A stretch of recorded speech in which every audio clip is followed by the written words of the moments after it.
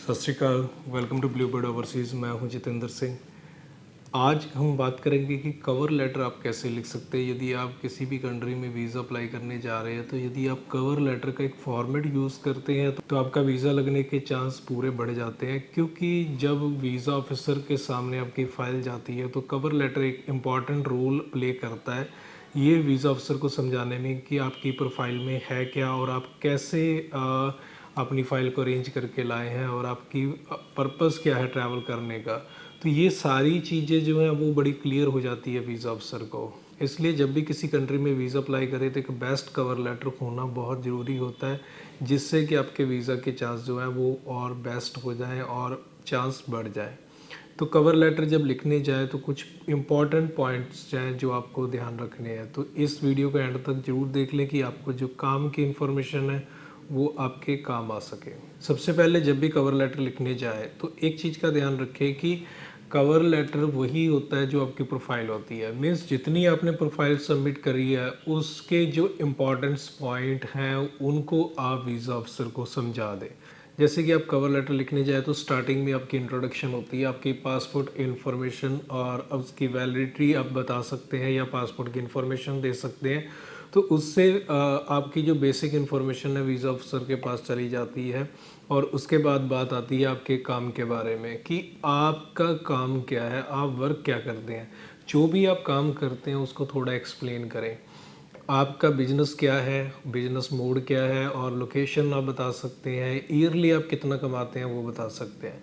यदि आप अपने काम को थोड़े सही तरीके से एक्सप्लेन कर देते हैं तो वीज़ा ऑफिसर को आपका सारा सिस्टम जो है वो समझ आ जाता है कि आपकी प्रोफाइल में एक्चुअल में है क्या, और जिससे आपके वीज़ा के चांस जो है वो बढ़ जाते हैं। नेक्स्ट चीज़ आती है कि यदि आपके साथ कोई ट्रैवल कर रहा है तो उसको आप थर्ड पैराग्राफ में ऐड कर दें कि आपके साथ कौन कौन ट्रैवल करने वाला है और उनका एक्सपेंस कौन बियर करेगा, कौन उनका जो ट्रैवल एक्सपेंस है वो पे करने वाला है। तो ये आपका एक्सप्लेन करना बहुत ज़रूरी होता है। यदि आपकी एप्लीकेशन में एक सेकंड एप्लीकेंट या more than one applicant added हैं आपकी एप्लीकेशन में, तो आपको बताना ज़रूरी है कि उनका ट्रैवल एक्सपेंस कौन बियर करने वाला है।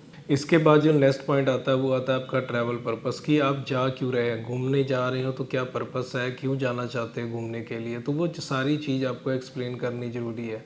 यदि आप उसको पूरी तरीके से एक्सप्लेन करते हैं और उसमें एक वैलिड रीज़न डालते हैं तो आपके वीज़ा के चांस बढ़ जाते हैं, क्योंकि वीज़ा ऑफिसर का जो रिफ्यूज़ल का रीज़न कई बार यही होता है कि आपका पर्पस ऑफ ट्रैवल क्लियर नहीं है। ज़रूरी नहीं है कि आप कवर लेटर में ये चीज़ सब क्लियर करें फिर भी वीज़ा अफसर को क्लियर हो, क्योंकि और अदर सपोर्टिंग डॉक्यूमेंट भी क्लियर होने चाहिए। कवर लेटर में आप कुछ भी लिख दें उससे वीज़ा नहीं निकलेगा, बट साथ में जो सपोर्टिंग डॉक्यूमेंट हैं वो साथ में सपोर्ट करें आप क्या कि आपका पर्पस ऑफ ट्रैवल जो है वो ये है। आप टूरिज़्म के लिए जाना चाहते हो, आप विजिटिंग फैमिली का पर्पस है, आपका बिजनेस ट्रैवल का है, तो वो आपका क्लियर होना चाहिए वहाँ पे। यदि आप कवर लेटर में लिख रहे हैं लेकिन साथ में उसके सपोर्टिंग डॉक्यूमेंट नहीं है तो वो चीज़ काम नहीं करती, उस केस में वीज़ा रिफ्यूज़ल हो जाती है। इसलिए सपोर्टिंग डॉक्यूमेंट लगाने बहुत ज़रूरी हैं जो ये क्लियर करके दें कि आपका पर्पस ऑफ ट्रैवल है क्या और आप क्यों जाना चाहते हो। तो नेक्स्ट पार्ट आता है आपकी ट्रैवल हिस्ट्री। जिस जिस कंट्री में आपने ट्रैवल किया हुआ है तो वो कंट्रीज़ के बारे में आप मेंशन करें।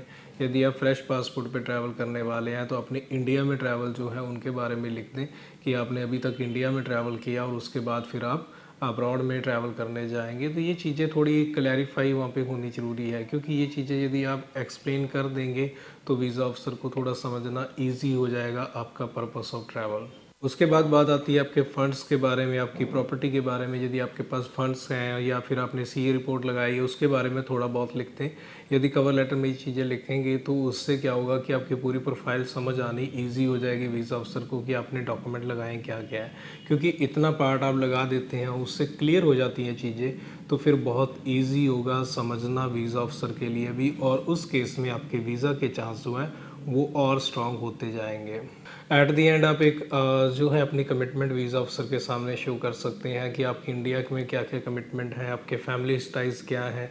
तो ये वाली कमिटमेंट आप यदि शेयर करते हो तो और उससे आपके जो वीज़ा के चांस हैं वो इजी हो जाते हैं, और क्योंकि वीज़ा अफसर को आपकी प्रोफाइल समझ आ जाती है। और जो केस रिफ्यूज़ होते हैं, कि आपकी इंटेंशन नहीं है एट दी एंड हमारी कंट्री को लीव करने की, वो भी कहीं ना कहीं क्लियर हो सकती है कवर लेटर के राही, कि यदि आप उसको सही तरीके से एक्सप्लेन कर देते हैं।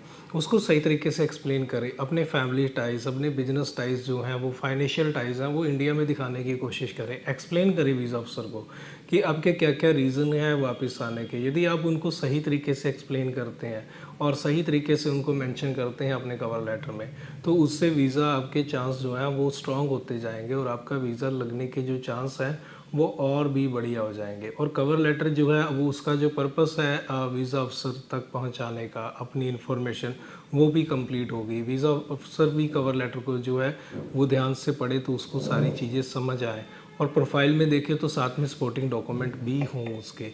ओनली कवर लेटर से भी कुछ नहीं होने वाला, सपोर्टिंग डॉक्यूमेंट बहुत ज़रूरी है हर एक पार्ट के।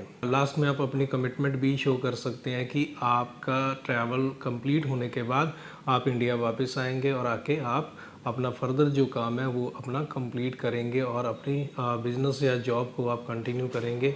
तो ये चीज़ों के यदि आप इस तरीके से अपना कवर लेटर डिज़ाइन करते हैं और उनको मेंशन करते हैं, तो जो एक पर्पस है कवर लेटर का वो बिल्कुल क्लियर होगा, आपका पर्पस ऑफ ट्रैवल भी क्लियर होगा, जिससे वीज़ा के चांस भी आपके बढ़ेंगे। उम्मीद करते हैं ये इन्फॉर्मेशन आपके काफ़ी काम की होगी और आपके काम आएगी आपकी फाइलिंग में। और यदि ये इन्फॉर्मेशन आपको अच्छी लगी है तो इस चैनल को सब्सक्राइब ज़रूर करें, और मिलते हैं फिर एक नेक्स्ट वीडियो में नई इन्फॉर्मेशन के साथ। तब तक के लिए सत श्री अकाल।